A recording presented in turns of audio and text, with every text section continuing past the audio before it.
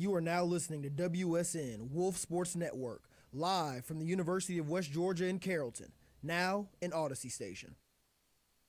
It's season 4 of Sports Out of Pocket. But to be the man, you gotta beat the man, and I'm saying, woo, right here. That's a W. How many people want to eat a W tonight? We bring you the craziest controversies. What is crazy is like the $4.5 million out of Shohei's pocket is maybe like $100, maybe like $50 to us. Fire me up. And I have to go at this Braves offense for not doing a thing in October for the second year in a row. Twin picks. A lot of quarterbacks can do that. So 9 interceptions is getting Two a few straight. receivers and interviews you don't want to miss. This is the Philly Sports Guy, and you're listening to Sports Out of Pocket. This is former MLB All-Star Justin Masterson. Hey, yo, what up? My name is Josh Martinez from Z100 New York. Sports Out of Pocket is back and better than ever. Let's go! Welcome, everybody, to the final episode of the semester for Sports Out of Pocket. I am your host, back in his seat, back where I feel like I belong. I mean, don't get me wrong, I loved being, at the board. I loved being, talking with you guys, just being a co-host. But I don't know, there's just something that feels right about me being in this host position. And we also have Jackson behind the board. We have my man Chase, and unfortunately Andrews, he's in the Bahamas with his long-distance girlfriend Sonia. So we're hoping that you're having a great time there. We miss you, Andrew. We miss you, Andrew. And for his final episode on Sports Out of Pocket, we have COVID Santa over here, my man Christian. Happy to be here, man. Happy to be here. Okay. Dang, watch out. Okay, happy to be here, everybody. Loving it. And I'm definitely gonna miss you guys. But I'm gonna get into a speech of that after. Let's jump into everything. Actually, first of all, do you like hot chocolate, Christian? Hey, man, who doesn't love hot chocolate? Because I always said that you God. put the hot in chocolate. So I don't know how to take that one. I gave you a little hot chocolate man himself. I definitely appreciate it, bro. I love the mug. If we can let's just. Hey, it's festive, I can't explain. I think it fits your personality, Are you? No. Hey, the build, it kind of looks like, the build's there. I definitely build's appreciate that, man.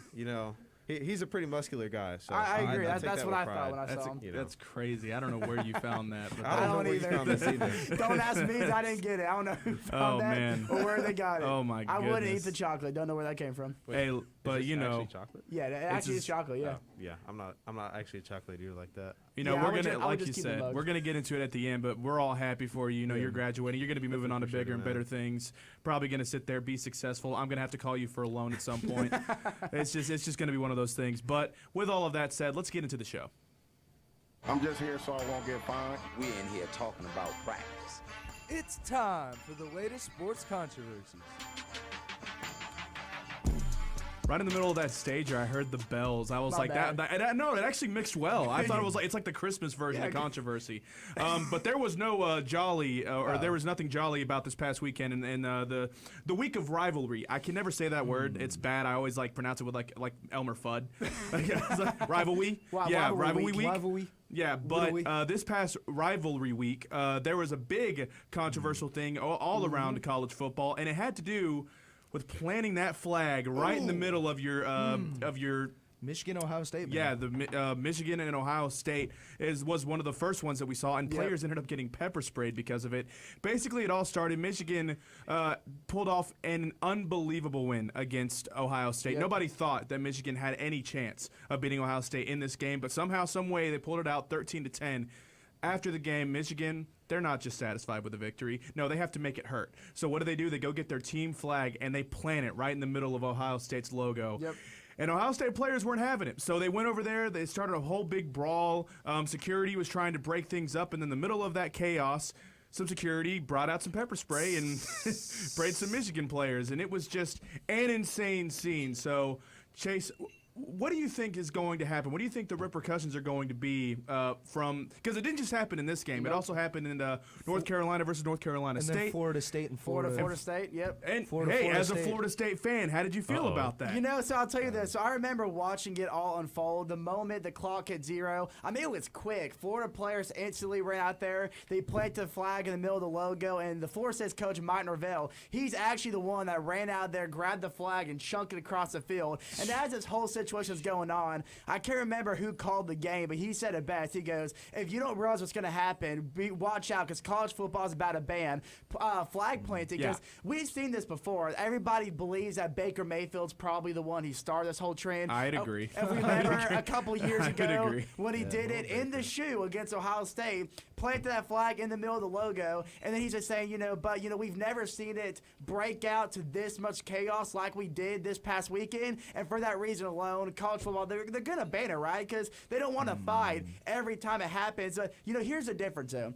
Yes, Baker Mayfield started the trend, but what did he do differently? If you remember when he did it during the Ohio State game, there was no fight that happened. You know why? He did it when everybody left the field. Yeah. Think about the Red River rivalry this year when Texas beat Oklahoma.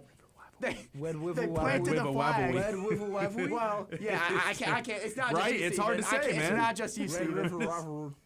But actually, Texas took it a step further because, it was in the Cotton Bowl, so there's no designated logo in the middle of the field. So they got Baker Mayfield's jersey and planted it through his jersey. But no fight broke out because they waited until the players were off the field. Yeah. So I don't have anything against it. I mean, it's a cool tradition. It's some swagger, some disrespect. And I think there's no better place to do it than college football. It's what makes college football great. Yeah, sure. And honestly, I'm so glad you have that mindset about it because especially since I watched it happen to me. Listen, I went this past weekend also when it comes to the rivalry week, I went to Georgia versus Georgia Tech, and that was one of the best football games that I've ever seen. Georgia Tech should have won, man. Ever. It was incredible. My whole thing, right, is if Georgia Tech wins and they decided to plant a flag right in the middle of the G, then I got a problem with it. But because it's not my team, I'm just like, whatever, let them have fun.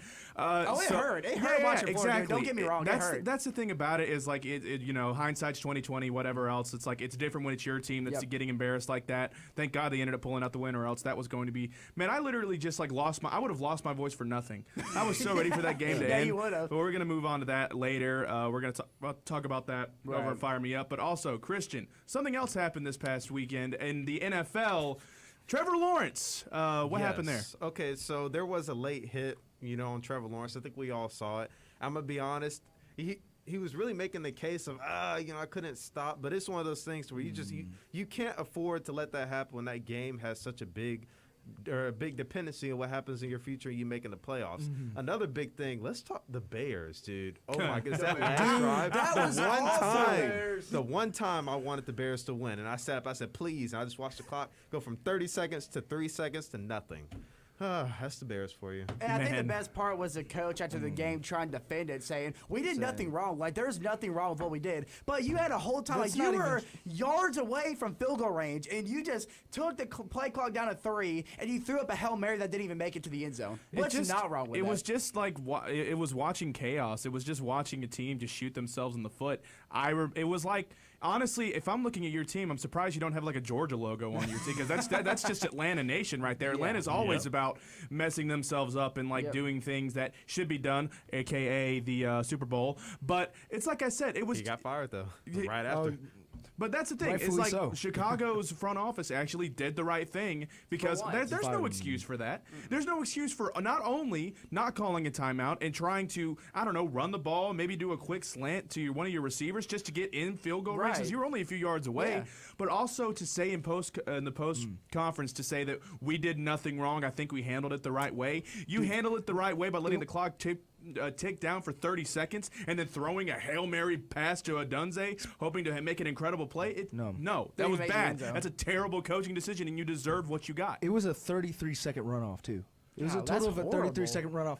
And it could have clinched me a win against Christian in fantasy, but unfortunately that did not happen. My phone just dropped. That was unfortunate. Well, if we play back, back, which we'll get into that later, like 7 weeks ago, 5 weeks ago, I called it.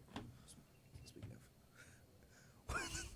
Well, okay, so also Sorry, I got distracted by the What's control happening room behind right me? now. Okay, so real quick, because I believe we have just a couple minutes left in this segment, or 1 minute left. We could just talk about it, like also the golden rule. I was going to bring that up for cash. Yeah, so we're going to bring that up later. But also, just to finish up, what an incredible, like, this was honestly just, in a sense, been one of the most controversial, one of the most insane, just an ridiculous year in college football that I have ever seen. I have ever NFL kind of NFL's been a little crazy here and there, but we're starting to see teams that are breaking away from other competition. In my opinion, there is not one team that is in college football right now that stands out above the rest. Usually you have no, there's not. Oregon can be beat. Ohio State. We saw it against Michigan. Can be beat. Georgia? Yeah, forget about that. Yeah. It's everybody. There's no. I have no idea who's going to pull out in front of the rest. And honestly, if this college season's to be believed, maybe Alabama can find another way to get a national championship. Boy. Daddy's little girl. They always make it in. They found a way to make the playoffs. Insane. But we'll talk about that later. We got to get into some fantasy football. Listen to me now. Kirk Cousins is more valuable in fantasy than Jalen Hurts. What are you talking about? You are dead wrong. It's time for some fantasy football. Well, I'm out. I'm out of the playoffs. My team's just was terrible this year. It's tough. You draft a team hoping that they're going to do good for you, and just a lot of inconsistencies. Michael Pittman would have a week to where he would have 11, and then next week he'd have 2 points. Man, the most ridiculous inconsistent player is Javonte Williams, who would the whole way that the Broncos running scheme has been this year makes absolutely no sense to me. It's like 1 week they have a scheme to where McLaughlin's going to be their number 1 running back, and then next week it's back to Javonte. It was so weird. It was tough trying to find weeks to start him that I felt like could perform. Right. And it just never happened for me. I'm on a 5-game losing streak, probably going to lose the league, and you're probably going to have to watch me do a punishment, and that sucks. But let's talk about some positives that happened in fantasy football this year. And unfortunately, let's talk about the man that has been killing it this year in fantasy football, an unbelievable season, Jackson Voles. Right now, with this past fantasy football weekend, Jason Barker happened to beat Brendan Willoughby Ray. I did lose to Christian Tyler over here this past week. I called it. But I did secure the number 1 seed. I'm not going to do my normal 3 words thing. 10 and 3. Yeah, I am 10 and 3. I did pick up some guys by the name of Isaac Garendo, by the way. I was going to throw it to Christian about that, but pick up Isaac Garendo. You spent $600 on him, buddy. I spent $400. I spent $620 on him. I needed another running back because, again, Swift, he's done very well for me, but he's been very inconsistent when it comes to his weeks. Again, like you said, Pittman will put up maybe like 18, 17. Then the next week he faced a really good defense and only puts up a total of maybe like 8 or 9. So that's why I did use the money on Isaac Garendo, because if y'all don't know, Christian McCaffrey and Jordan Mason are pretty much, I don't know about Jordan Mason, he's on IR, but Christian McCaffrey's out for the season. But I'm really liking my fantasy team. I got that first round bye, so it depends who gets that 4 or 5 seed. And I'll be chilling for the next couple weeks. Okay. We'll go right back to you, because I will say some other waiver wire pickups for this week. But I do want to know, who do you not want to play in the playoffs? Now, first, really quick, obviously you mentioned Garendo. Others that you need to pick up, if he's still in your league, pick up Adam Thielen. I mean, we saw what he did. Bryce Young just targeted him like crazy. Pick up Adam Thielen. And then this week, he's actually available in our league. If you need a tight end, Jake Ferguson. That's it. Yeah, because I just dropped him. Yeah, but no, I don't know, man. Because I would rather have Pat Freiermuth. I don't really trust Cooper Rush when he doesn't really target his tight ends very well. And as you know, Chase, you have CeeDee Lamb. He targets CeeDee a lot. Unlike Dak Prescott. I don't think Ferguson's playing this weekend. He's questionable. But I heard he's actually. I think he decreased to unlikely now. So actually, I don't think Ferguson you can really pick up this week anyway. I don't think he's going to play. I just saw a YouTube video that says Kirk Cousins' career might be over. It just popped up. No idea. Yeah, no, might be. I was going to say the answer to your question, Christian, when it comes to a specific team I don't want to play in the playoffs, probably, and I hate to say this, I don't know if he's in the room over there right now, but Jason Barker, he has Saquon. We did make that trade. James Cook has done phenomenal for me. DK's put up some points as well. But when it comes to Jason Barker's overall team, he made some late deadline moves, got some good wide receivers out of it. So it would probably be Jason Barker or Brendan Willoughby Ray, who's probably scored one of the top 2, top 1 most scored points in the league. But I did beat both of them this season. But again, any given Sunday when it comes to fantasy football. That is true. I will be 100% honest with you. Jason's team is great, but the issue is his round one, he's got a tough matchup. Yeah. He really does. He's going up against Pittsburgh for his quarterback and running back duo, which doesn't spell good. JT has been extremely shaky and injury prone, who also goes up against Denver. So not likelihood that he'll play big there. Malik Neighbors is doing great, but that quarterback situation is iffy. Debo, as we know, is iffy. And Marvin Harrison Jr. plays New England, which that's a great matchup. But other than that, I mean, he's got some really, really tough matchups coming up. So don't be surprised, hey, if there's an upset. If he's a first-round exit. I wouldn't necessarily say that, but there could be an upset. Like we say, it's any given Sunday. I feel confident about my team. I acquired Tyreek Hill right before. Shout out, John. Great guy. Great guy. I could go on all day about him. Amazing guy. I'm staying quiet over on this side of the table because Richard pretty much has nodded me out of playoff contention. Yeah. I'm not exactly out, but my only way to get in is I'd have to beat Jackson, and I would need a whole lot of results to go my way. It's just I literally have a 4% chance. You don't just have to beat me. You need a lot of outcomes. And you need Jason to lose. Jason to lose. And I need I need Richard, Andrew, Schrader, and Jason to lose. Yeah. And I have to be Jackson. And even Gavin. Even Gavin. So I need 5 teams to lose, and I have to win to make the playoffs. Very unlikely. I made that trade with Gavin that everybody clowned me for, by the way, where I gave away Terry McLaurin. I got Josh Downs and Josh Jacobs, which, by the way, I was 2-0 with that trade until Josh Downs went down. I didn't have anyone to put him in, so I threw in Brian Thomas. He just did absolutely nothing, and Richard blew me out of the water. The moment Brock Bowers gave him 32 on that Friday game, I knew it was over. He beat me, I think, 160 to 114. So shout out to Richard because his team is on fire. I wanted to shout out a specific player, my regular season MVP. Mr. Lad McConkey. He started all the games for me. That you try to trade every single week. Lad, I know you're a big fan of Sports Out of Pocket, and you tune in every Wednesdays at 5. He does not. I would never do that to you, man. I would never try to trade you. So the real question is, how have me and Brendan not clinched the playoff spot yet? That's the real question. You probably. I mean, I don't know because a lot of people are 7-7. I think you have. Steven's just I technically have, but I think you have. You haven't clinched a certain seed yet, but I don't know. I don't know why it says you haven't clinched because I don't think there's any way you don't make the playoffs. I was gonna say there's really no statistical way. I mean, maybe if Steven beats me and then Barker wins and Schrader wins. And I think Richard Jason, wins. Schrader, Richard, Andrew, and Gavin would have to win. You'd have to lose. I think that's how you don't make the playoffs. Steven, hey, there's some. I'm telling you, man. There's guys on the waivers that I'm looking at your roster, man. No, Steven, let's not lose. worry about that, actually. Man, just I say you fight for. I have to play Trey Tucker and DeMarcus Robinson this week. It's not looking good. Do some waiver wire pickups. No. Jake Ferguson's out there, bro. No, I don't think He's that's not really playing. going to He's help probably him. not I'll be playing. honest with you, man. I think Steven should just take people off of his lineup. You should just concede tank this week. You should just tank. Tank for that number one Get the spot first next overall Tank for the seed, number man. one. I think that's what we should do for our next year's We fantasy. I really agree. should. We I really agree. should. Losing gets the number one seed. I agree. By the way, there's Mr. Jason Barker. So. But all right, thank the Lord that's over because I never want to think about fantasy football again what after happened last last year. week? Wait, what happened last week? And what happened with Kirk last week for you? Because didn't you start Kirk last week? I did not start You did Kirk. I not? started Jared Goff. Thank God, because Kirk Cousins had 4 interceptions. How many points did Kirk actually get on your bench? 5. I don't know, like five or 4. But I was started like Jared 5, Goff. bro. Jared Goff got 16 points, but it didn't matter because all my receivers only got like 2 receptions. So Actually, 2. Yeah, 2 points on your Kirk bench. definitely did as a 7 quarterback. points. So Oh, yeah, never mind. No, 2. You're right. that was not 2.1. fun. So thank God we're done with that, and so it's time to get into some music, and A music. a music thing. Sorry, we're gonna get into some music, and we will be right back with some cash or trash and the lottery. Hey, yo, what up? My name is Josh Martinez from Z100 New York, and you're listening to my dudes from the Sports Out of Pocket on the Wolf Sports Network.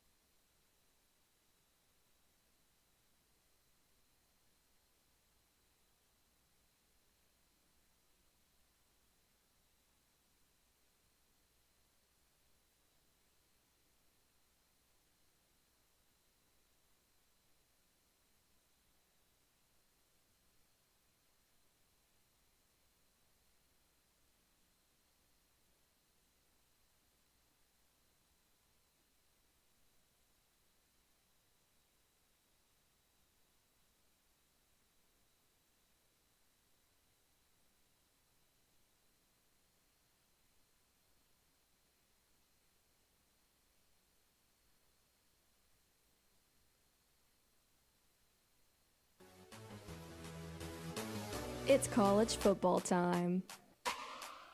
And you know what that means. Crazy things happen. There goes Davis. Oh my God! Davis is going to run it all the way back. Auburn's going to win the football game. Don't miss Sports Pack every Monday and Thursday at 6 p.m. Eastern, only on a Wolf Sports Network. The Wolves play here. Here comes the money. Here we go. Money talk. Here comes the money. It's Sports Out of Pockets, cash or trash.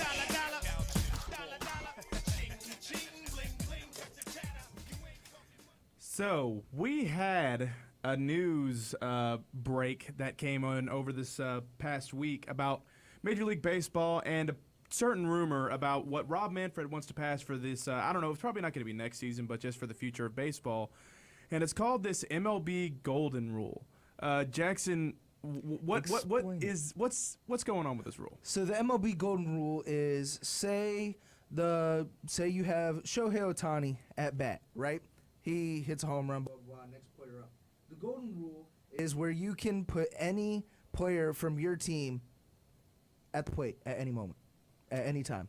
Yeah, so it's basically just the fact that you can have anybody, like it doesn't matter who it is, in your lineup. You can just use that golden rule in a situation, probably late innings or just like bases loaded. You want a certain guy up to the plate. You're gonna be able to use that golden rule and have him up to the plate. I hate this. Yeah, I cannot stand a rule like this. It's just I understand. It's like it makes it so exciting and blah.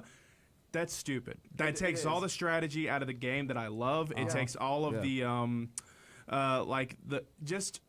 listen, I don't mean to be an old fogey when it comes to these type of rules, but I'm looking at like the way that the baseball's set up, and you always of course you want Shohei Ohtani in a situation like that, but sometimes guys like, I don't know, like a Chris Taylor or a Whit Merrifield have to be up in this situation because that's where they fall in the lineup. Yeah. And, pinch hitters are a thing. You can always have guys, like you can also match up with pitchers and like lefty, righty, that type of stuff. But just to have that card in the back of your pocket, just to be like, yeah, I can, like Shohei Ohtani, hey, we just tied the game. Now I can bring him up one more time and he can be hitting again. I think that's ridiculous. And the MLB's made a couple changes in recent years that I've been okay with, like the pitch clock, trying to speed up the game, that's what I was expanding the bases a little bit to try to get some more base stealing. That I can manage. That I'm okay with. But something like the golden rule, it's like, baseball, it's been this way for years. Like, leave it alone. Like, it's fine. It's America's pastime. we love it the way it is. There's no need to change it so grandly that because also like you said, it takes the strategy, but also I always like the good underdog story, like laying the game, going for the win. You might have like an unlikely hero at the plate having to go for the win. All of a sudden he hits a walk-off home run, a walk-off single double. It's majestic. It's beautiful. It's what makes baseball. I don't want this golden rule to take that away from players like that, because we see it all throughout baseball. It's a beautiful moment. No need to take it away. I totally agree, and I'll be honest with you, it's just one of those things to where now you start modifying the sport that people truly love and they played since they were a kid, and the more and more you twist the rules, the more and more people are like, yeah, this is baseball, but it's not the baseball that I know. It's not really, you're really taking the fun out of it, and then you're making it unfair, especially like you said with generational talents. I mean, this is just, what if I don't know. It's just crazy. I mean, we put in the basketball. It's not even the NBA rule that I terms, want them to it's just not pass. right. There's a rule that's going on right now in the minor leagues to where you can challenge strikes and balls. Talk about this, My whole thing is that I implement that role in the majors. Absolutely. I know that they've been testing it out in the minor leagues, and I think it's great because the whole thing is you can just tap on your helmet and just look up to the booth, and then they have to go to the Fox track that we see on games and just see if it's a ball or a strike. I feel like that takes, so many times we've seen players get called out on egregious pitches that are 2 feet outside of the zone. We've seen terrible calls over the years of baseball. Having that rule implemented in the game, just it keeps the umpires honest, and it gives the players just a little bit of power that we desperately want them to have. And the best, it's quick and easy. It's not a long review that takes a big chunk away of the game. It's tap on the head, they show on the board, bam, ball strike. It's easy. Speaking of unfairness and speaking of that, the Dodgers' generational talents, as he said, I have a cash or trash. I want to keep it on the same topic of baseball. As we know, MLB does not have a salary cap, unlike other sports. There was recent news in the MLB that two-time Cy Young winner Blake Snell signed with the Los Angeles Dodgers for a 5-year, $182 million contract. That's unfair. Now their rotation is Ohtani, Snell, Glasnow, Gonsolin, and Yamamoto. I wanted to give a cash or trash, and I know we spoke upon this last time, and y'all called me crazy after saying that the Dodgers weren't going to win a World Series in the next 5 years. I want to bring this up again. Do the Dodgers go back-to-back? Absolute trash. Wow. Actually, to be very honest, they definitely could. With this lineup, with this rotation, absolutely. I'm just thinking right now, there's not a.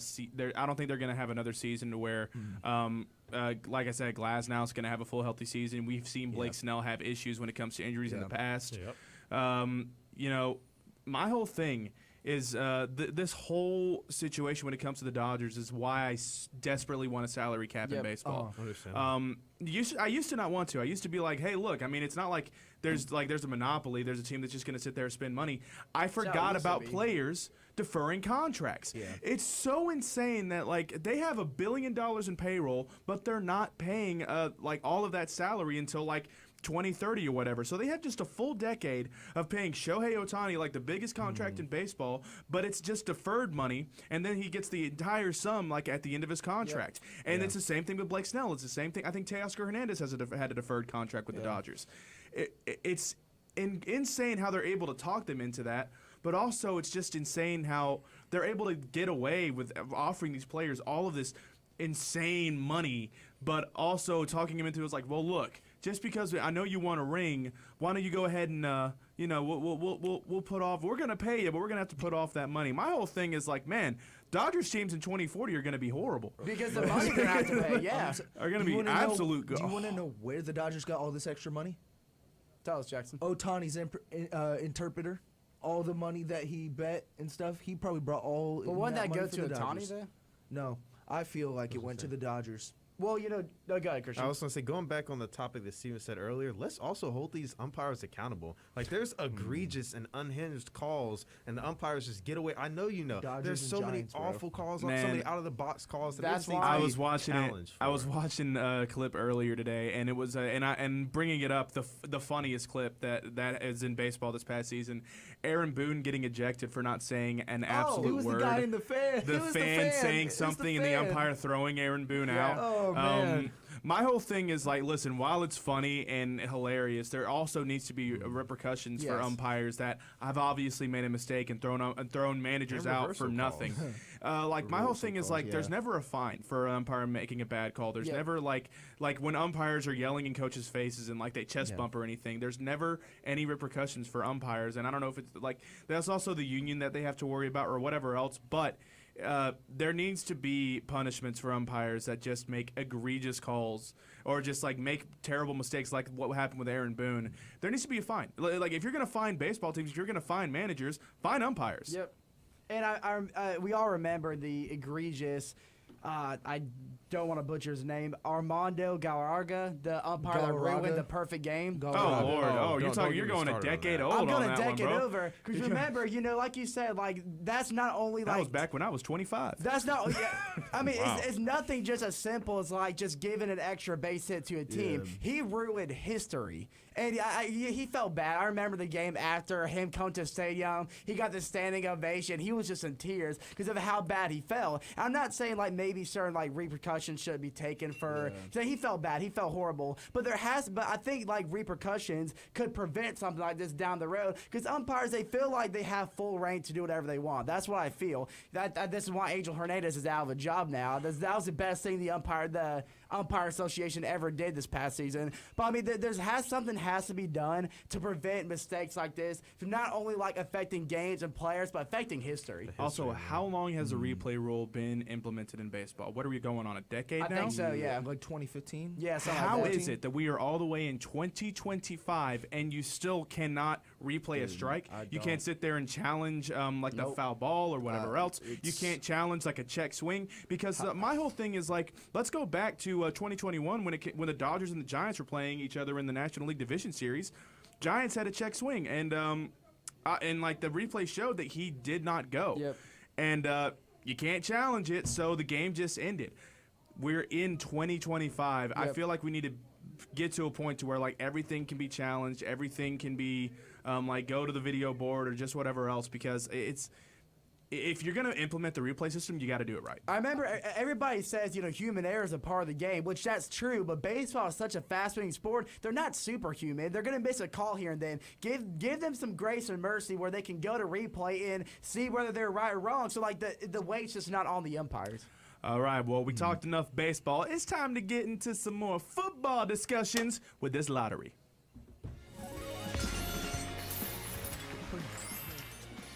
With the first pick in the 2023 NBA Draft, the San Antonio Spurs select. This is the lottery. All right, so I do have a bone to pick with the Sports Out of Pocket crew. Because there was a week where I was not here. And there was a Twin Picks debate going on. Oh, my gosh, man. I remember. And the Sports Out of Pocket crew decided that Travis Hunter Let him hear it, Steve. was going to just win let you know, I chose Genty. over I was the one who Ashton chose Genty. Genty. No. All three of us would have said the same thing because I chose Ashton Genty as well. Christian, listen, man. I'm not gonna rake you over coals or anything like that. But my whole thing is let me defend my statement because it was specific. What I told them is I said now.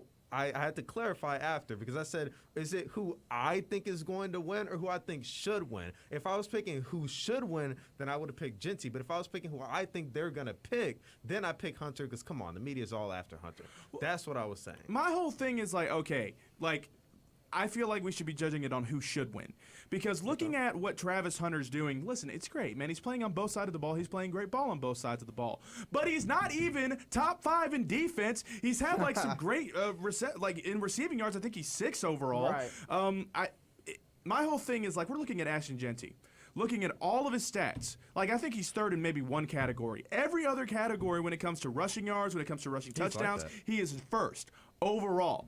I do not understand in a world where if we're just basing it on the season that they've had, if we're basing it on who has made an impact on the season this year, who is going to be remembered as one of the best running backs to ever play in college football, you have to give it to Ashton Genty. He's the reason Boise State's going to playoffs right now. You know what? He does it without having to strike a Heisman pose after every touchdown. Cough, cough, Travis Hunter.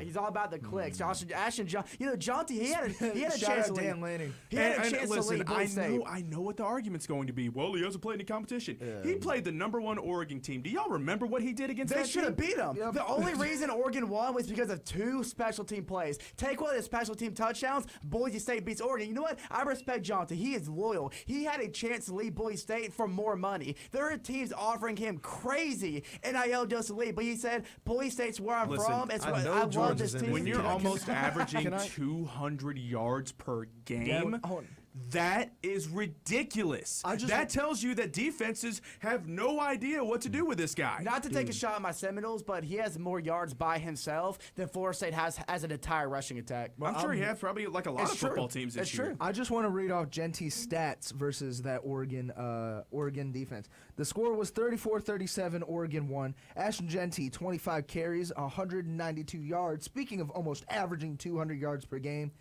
and 3 touchdowns. My whole thing, is we all know who's probably going to end up winning the Heisman. That's what I was saying. I just think that's the wrong decision. I agree. If I'm personally going to look too. at how both of them have played this season, Travis Hunter, he's great, man. It's kind of like the Ohtani argument. Are there other players that are deserving? But when you're playing both sides of the ball, when you're playing defense and offense, it's kind of tough to pick against that guy. Right. It's just so insane to where, I look at Travis Hunter, and yes, he's going to be remembered as, an all-time player, playing both sides of the ball. but Ashton Genty's playing one of the best seasons we've seen as a running back. Historically. It's historically one of the best seasons we've seen run back. And Andrew, I know you're in, where's Andrew? Bahamas? What's his girlfriend's name? Sonia. Sonia. Tell Sonia I said hi, by the way. I know you're listening out in the Bahamas. Don't know what time it is over there. But I just want to make sure you know, we are not saying, because I know you like to make this argument, we are not saying Travis Hunter cannot win the Heisman, because like we all Absolutely said, not. he probably will. It's a two-player race right now. But if you bring it down to the numbers, not just a competition, but to the numbers, I just don't think there's any logical reason that a historically great college football player does not walk away with the Heisman. Because if you've seen like players in the past who have had historical seasons, they walked away with the Heisman. No reason to rob Jonty of his moment to shine. I mean, yes, Travis Hunter, he's having a great season, but it's not historical like Jonty. That's all we're saying, Andrew. I know you like to make that argument. I'm going to pivot because we do have to get into something else. And I know Steven is going to go crazy after I mention him, but I have to. Kirk Cousins. Okay, Kirk, I'm low on him. Kirk, okay, look. Oh, he's terrible. Yeah, it was awful. In the past 5 games, Kirk Cousins, or with 5 games remaining, Kirk Cousins has thrown 13 interceptions. Last year, Desmond Ridder had 12. $180 million. In the past 3 games, 4 years. Kirk Cousins is 0-3. Oh, well, if you take the last game, then it's only 9 Yeah. because he threw 4 in this past game. I mean, listen.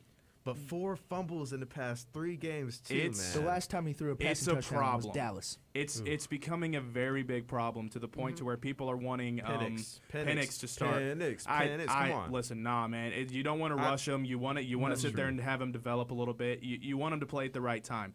My whole thing is we've seen what Kirk Cousins can do when he's playing at an all-time high. We saw it against the Buccaneers. If you played the Buccaneers 16 times or 17 times during the season, we'd be undefeated. Because he threw, what was it, like 8 touchdowns for almost over 1,000 yards passing? He's had some great against the drives, Buccaneers alone. Like, really we see has. what Kirk Cousins can be capable of, but these past few games, I don't know if it's like a defensive scheme that's happening. Whenever Kirk Cousins gets any pressure or has to sit there and run away and have to make stuff happen, that's when you have an issue. When it's it gets really bad because past that first slant or that first or 1 or 2 reads, when he has to really extend the play, it just breaks down. my whole thing is in this past week's game, he got very Drake London happy. He was just trying to target him, and when he wasn't open, there was just nothing that he could do. And looking at what you said, Kyle Pitts, there was a lot of routes to where I felt like he was open, but also he was. I also have a problem with Kyle Pitts as well. Why are you quitting on routes? Yeah, I'm about to say, he's Why not are running you routes quitting for on the routes? If you there was at least 3 times in that game to where there was passes going his way, but he was quitting in the middle of it. Yeah, you're right. And the ball was going right over his head, or just went it was in front of him. And I will say this, so they put up a stat during the Falcons and Chargers game. When Kirk Cousins has time to pocket, he has 9 touchdowns and 1 interception. When he's under pressure, he has 1 touchdown and 12 interceptions. That is the difference right there between Kirk Cousins under pressure and when he has time to pocket. And we knew this. We knew at the start of the year the only way Kirk would have success, he's an old guy. He can't move around the pocket. If he has time, he'll be fine. But the Falcons O-line for years has been so interchangeable. So this past week against the Chargers, this was the first time all year we've had a healthy O-line, because we've had that problem, an unhealthy O-line, which is a problem for Kirk Cousins, because when we allow pressure, that's when he's at his worst. I will say this, and I'll be honest, this is my argument a lot, and I get everyone's opinion stands, but think about this: what quarterback isn't great with no pressure? Let's just be honest. I mean, there are quarterbacks I don't know, man. that can Lamar make Jackson's been fantastic when it comes to having guys in the backfield. Patrick Mahomes. But I mean, it just depends. Guys, Honestly, there's just okay. My whole thing is young quarterbacks can make things happen. They can. In my opinion, when Michael Penix eventually does take over the offense, he's the type of guy that can make stuff happen even when there's pressure in the backfield. Kirk Cousins is just not that guy. Kirk Cousins, there was literally a point to where that interception that he threw in the end zone, he had wide open space in front of him.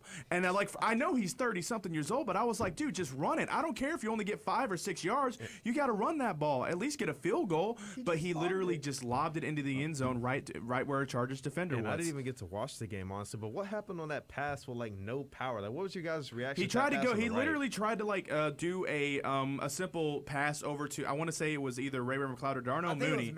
But he tried to throw a little slant route to Darnell, and the Chargers defender had that read all day. Yeah, dude. He just jumped in front of the route, and honestly, that's what stinks about it. Your defense played incredible, but you still lost the game. Before we wrap up this segment, I like how you brought up Michael Penix. I wanted to talk about two other rookie quarterbacks, Jaden Daniels and Bo Nix. Both teams, the Washington Commanders and Denver Broncos, are both projected to make to the playoffs.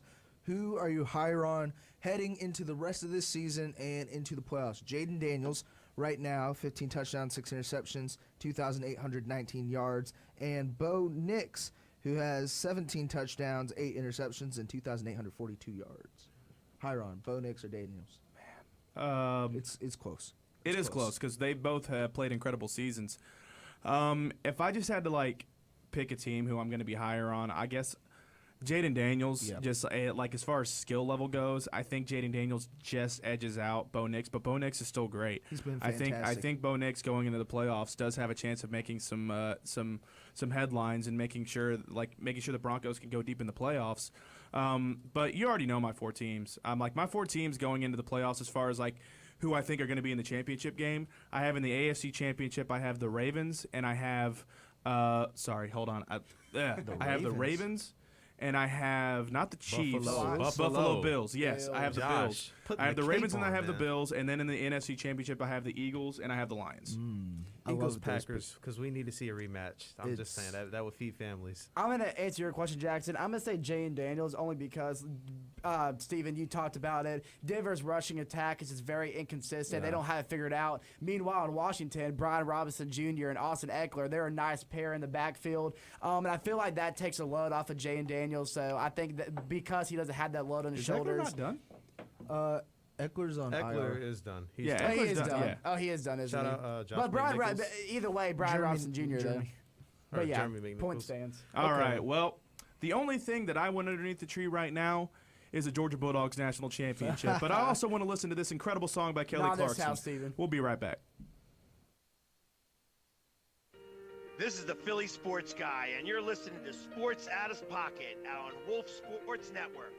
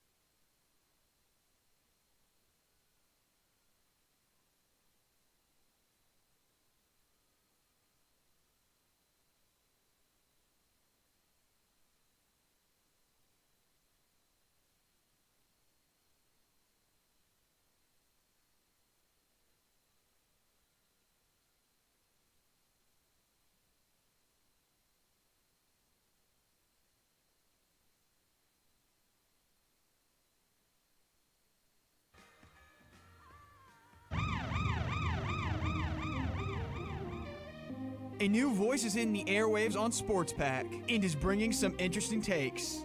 I don't think we need to trade anyone. Actually, hold on, let me back that up. I think we need to trade Trae Young. Keep those two guys one more year for Jared Stidham and O'Connell. The Denver Broncos select Bo Nix. Bo Nix, starting quarterback for the Denver Broncos. Look, it didn't work out, but you can tune in Mondays and Thursdays from 6 to 7 on Wolf Sports Network.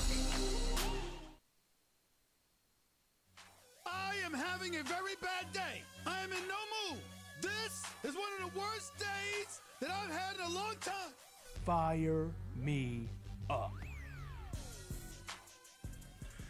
So, we are in the holiday season. It's a time to be happy. It's a time to feel jolly. It's a time to feel thankful for everything that you have in your life.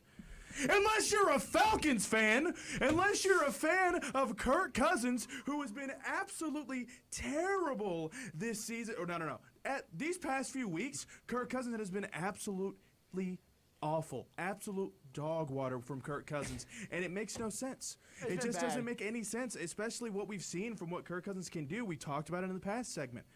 Kirk Cousins can be the guy that can step up for this offense. And honestly, we were in a good position. We were 5-2. Great position. Kirk Cousins was playing great football, you know, leading this offense. Bijan Robinson was stepping up, being the leader that we know he can be. My only thing is, what we thought was going to happen this season has not happened. Kyle Pitts is still getting no production. And now you have to think maybe it's a Kyle Pitts problem and not a quarterback problem like everybody's projecting. But one thing I'm worried about is, like I said, a couple weeks ago before Kirk Cousins won this cold spell, Falcons were sitting pretty, undefeated in the division before he lost to the Saints, 4-2. We thought we were going to run away with the NFC South. But in the blink of an eye, the Buccaneers are right with us at 6-6. Thanks, Chuba Hubbard, for fumbling the ball in overtime. Or maybe we want to be this predicament. But now we play the Vikings this week. Who the Bucs play? They got the Raiders. So this week, if we lose to the Vikings before we know it, we're not leading the division anymore, and we could be outside the playoffs. All not solely, but majorly because how cold Kirk Cousins has been. It's our own fault for putting ourselves in this situation. Yeah. If we can sit there and take care of business and play off the backs of what our defense did, our defense played incredible. The Chargers offense had no answers for how our defense was playing them, and the only touchdown that they scored was a defensive pick six. God, man. It's like that was the worst game that I have seen Kirk Cousins play in his NFL career. It was horrible. He had no it just felt like he had no idea what he was doing out there. He was trying to throw he had 4 interceptions. He could have easily had 6 or 7. Yeah. He was throwing balls into some very tight coverage. It just wasn't what I saw out of what Kirk Cousins needs to be. He needs to be a guy that's smart with the football, that makes smart decisions as a veteran quarterback, and he's playing like a Desmond Ritter. That's what he's playing like right now. I never thought I'd say that. You know who's in great playoff position? Who, Jackson? Me and Christian's teams, Packers and Eagles. Christian. I mean, we're still in the playoffs. So don't say we're not going to be the postseason. Christian, what do you have to say about the Packers' performance this season? We've been great. I'm going to be honest. Honestly, both of the games, we've lost 3 games. Both of them were the top 5 teams, the Vikings and the Lions, and we lost by less than 3 points in both games. So we're literally killing it. We could have beat both teams easily. You lost we're to the Eagles, too. Tripping up too, and the same with them. We could have beat them, but we had some mistakes. But honestly, I want to see Jalen Hurts versus Jordan Love in the NFC Championship game. I want to see. I am worried about the Falcons. I'll be honest, just a little bit. Now you say why? Honestly, Bijan, he's like that. And if Kirk if the right things align, and he uses Kyle Pitts correctly, and uses Drake London, and they have a great coaching day, they can beat anybody. If they play early season Falcons, things do need to turn around when it comes to this Falcons offense. We need to have more of a balanced attack. We've relied a lot on Bijan, and that's fantastic. But it's also the fact that my whole thing when it comes to Zach Robinson's play calling is he's trying to take shots when there doesn't need to be. Yep. When it's 3rd and 5, I don't need you to throw a ball 40 yards down the field trying to get a Drake London or a Darnell Mooney. Yep. Yeah. Have a slant to Kyle Pitts. He's big enough. Just do a simple slant and just get the ball to a receiver and get the 5 yards. Stop trying to make things happen. Stop trying to throw balls down the field. I understand it's one-on-one coverage, but so many times, especially in the Chargers game, we were trying to force things to happen when we just needed to sit there and let's get first down. Let's go ahead and let's keep moving down the field. I'll say something that I'm sorry, go, Steven. Also, just a quick, I need you to break out of this snafu Hey, that Q, you're in, dude. is that really Q, buddy? you? Like, we believe in you. We know the type of kicker that you are. Yeah. Get out of this funk that you're in, and let's play some ball. Let's know make if the you field saw- goals. You got to have those field goals made because I mean you're costing us games, man. I don't know if you saw, but he's not gonna play this Sunday against the Vikings. He got injured with some hip injury, Yeah. so we picked up a practice squad kicker from the Lions, playing behind the Wait, great Jake who? Bates. I don't know his name. All I hope, practice squad kicker for the all I Lions. hope He's is gonna be that our kicker the this kicker upcoming that Fitz we Riley have. Patterson, he's a solid kicker. All I hope is that the kicker that we have only has to kick extra points this Sunday. I would that's hope. all. That's all I I would hope. hope. Winning kick. But yeah, one thing that did aggravate me really bad after the Chargers game is Raheem Morris's press conference, because they kind of asked him to stay the Falcons. He goes, "Well, you know, that's a tough loss. We just need to sit back. We just need to recharge, refresh, and start over." My thing is, y'all just came off a bye week. That was supposed to be the time y'all recharge, refresh, and start over. Yeah. Not now. We need this one against the Chargers, and now we absolutely need this one against the Vikings. Bro, the only teams I'm looking at this Philadelphia Eagles team, outside of the Lions, which the Lions are the best team in the NFC. I'm not going to Yes. sit here and lie They about my are. team They saying that the absolutely Eagles are. are the best team in the NFC. They're not. There's still some things to tweak. They've definitely improved, especially when it comes to Jalen Hurts' turnovers, which y'all were all like, "Oh, he's a turnover machine." Which he was. Which he was. Was not now. Definitely has turned it around and fixed it. Kellen Moore has done a fantastic job at offensive coordinator. Vic Fangio, this is a top 3 NFL defense right now, especially with Quinyon Mitchell, who's Cooper locking DeJean's down. really stepped up for you guys. Cooper DeJean is not a safety. He's just a corner who will lock down your number one. He's just a chill guy that likes to DeJean play defense. is CB1. CB1. But okay. outside of the Lions, I think the biggest competition when it comes to the Philadelphia Eagles is the Green Bay Packers. With Eckler out, I don't see the Commanders I much. don't know, man. There's a team that as- y'all lost to I earlier in don't the know. season that if we can figure things out, I mean, it's Who? not going to be a You know team who? that you walk Who? over. What do you mean who? A team that you lost to. A team that A we team lost that to. we've just been talking about. A team- Monday Night Football. Second game of the team that season. The Buccaneers. Yeah, they are a Oh, pretty this good guy. team. We did lose to the Buccaneers. Yeah, that's a great point, Steven. I'm glad you made that point But about that. there NFL there team. also is like honestly there are teams that are just like that might sneak up and like make something happen. Yeah. But Yeah. honestly, right now I'm with you. The only 3 teams that I'm looking at that can make some deep runs are the Eagles, the Lions, and the Packers. Yeah. They're incredible. The Vikings, you know, at the beginning of the season, if that's the team, Sam Darnold's coming back down to earth. I don't know if they're going to be a team that's going to make a deep run. Maybe they can. Maybe They've they'll been shock doing me. really well. They're like 9-3. Are they 9-3? Something yeah, like I that, think but a lot of so. their games I have been think so. close. I don't know. Maybe I'm just like They are. I'm Their not- secondary's bad. Their I'm secondary's not really buying into bad. the hype when it comes to the Vikings. I'm not Maybe I'll be either. proven wrong. No, they're 10-2. I have a lot of concerns behind their secondary. They give up a lot of passing yards per game, and Yeah. I think this is a big advantage if we They're want. the one thing that I will say. I'm sorry. No, The you one guys, thing go. about their Vikings is their defensive front has been absolutely incredible. Yes. It's not the best Bernard- defensive front in the football. Bernard's I mean, been that doing goes to great. the Pittsburgh Yeah. Steelers. That's another team that we have to really consider that could end up making some waves in the playoffs, and I don't want them to because oh my lord, we're gonna have Steelers? to hear from Brendan Willoughby Ray. Brendan Willoughby Ray But somewhere out They there. play the Eagles coming up. They do. They play the Pittsburgh Steelers do have a chance of making some waves in the playoffs and could make a Super Bowl. I remember we were making fun of Mike Tomlin Yeah. for his benching Justin Fields and starting Russell Wilson, but ever since It's he been a did, great move. it has completely transitioned Honestly- that offense because they're not just a defensive-heavy team. That offense is electric.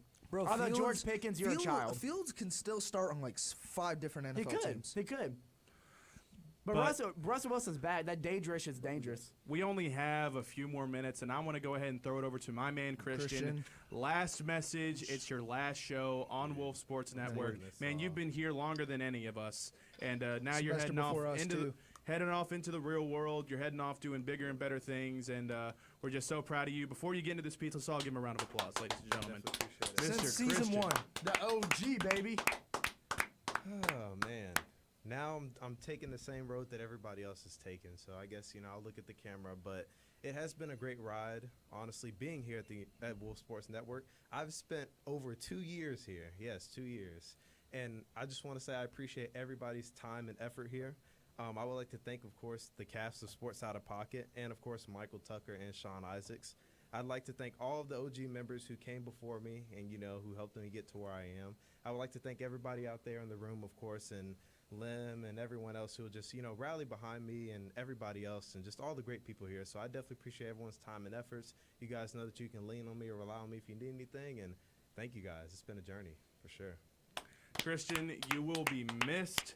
Yeah. My brother, I don't know, man. Like you and me, we've had some like great times over. Like I remember when we were brainstorming Sports Out of Pocket and everything else, making production. I remember it too.